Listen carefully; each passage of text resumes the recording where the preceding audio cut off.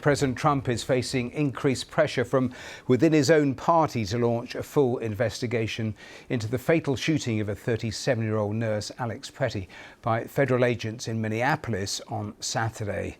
In just the last few minutes, we've also heard from the president, who's posted on Truth Social saying he had had a, quote, good call with the Minnesota governor, Tim Walz, saying they seem to be on a similar wavelength. Well, that is what the president posted. We'll be live in Minneapolis shortly. First, this from our world correspondent, Joe Inwood. Even the bitter cold could not quell their anger. Thousands took to the streets of Minnesota, protesting against the shooting of Alex Pretty by federal immigration agents and the raids he was objecting to when he was killed.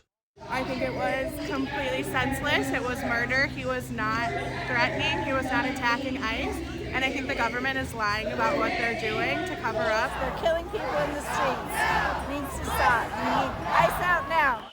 When she says ICE, she's referring to Immigration Customs Enforcement. It's their officers you can see here tackling Alex Pretty to the ground. He was an A&E nurse and had a license to carry a firearm. In this footage, which we've slowed, you can see them take what appears to be a gun from his belt before any shots are fired. The federal government previously accused him of brandishing a weapon and threatening their officers. The footage makes it clear he did not have a gun in his hands.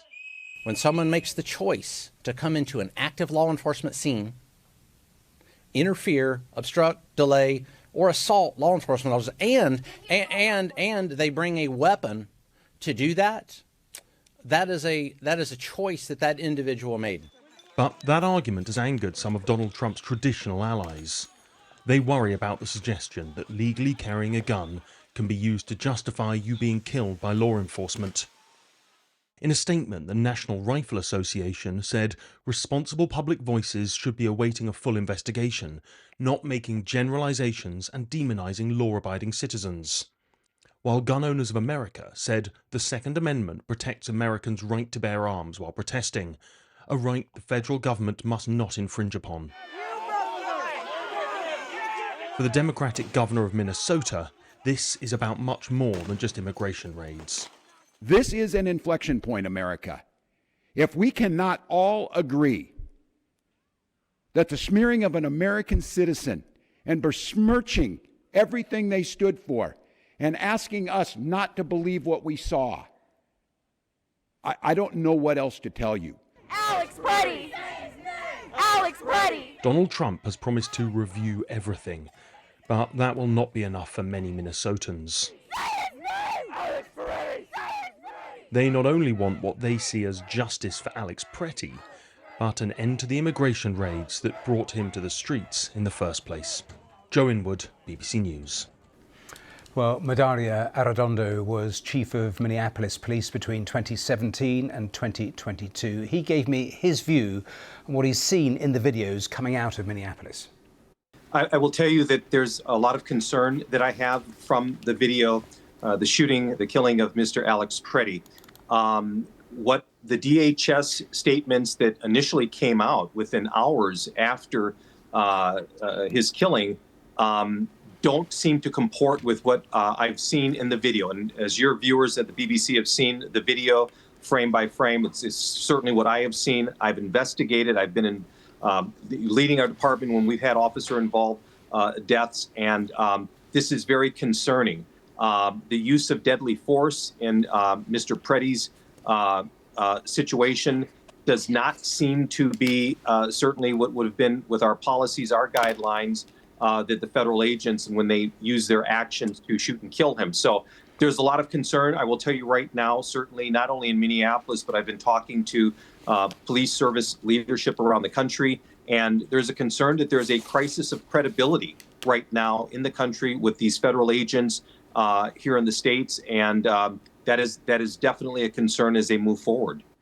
Let's go live to Minneapolis and to my colleague Carl Nasman. He's there at the courthouse because Minnesota's Attorney General is there trying to establish the legality or otherwise of the ICE presence in the state. So tell us more. Yeah, even while we see everything happening on the streets from these vigils and protests, there are some very important legal battles playing out right now here in this courthouse. There's two of them. Let's start with the one that you mentioned there, Matthew. And this is the state and local authorities arguing against the Trump administration that essentially this surge in immigration officials here, some 3,000 officers believed to be on the streets of this state and the city, that they should leave the state. They're calling for this operation to be ended. They say that, look, this is essentially infringing on Minnesota's state sovereignty. They say it's a dangerous operation. They say it's endangering U.S. citizens. Of course, we've seen 2 shooting deaths of U.S. citizens, Alex Preddy being the most recent one. And they say it's unconstitutional that just given the sheer forces here, that the state is unable to hold classes at schools normally, unable to police the streets in the way that it wants.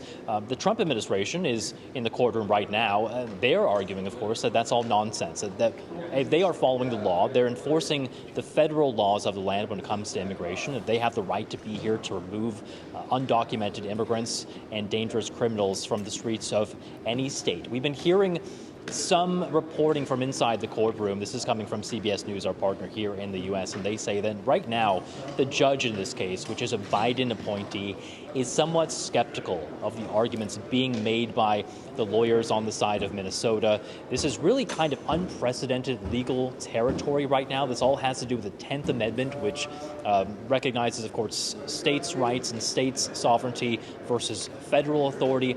This gets into really sticky legal territory, but it seems right now as if the judge is a bit skeptical of the arguments being made on behalf of the state.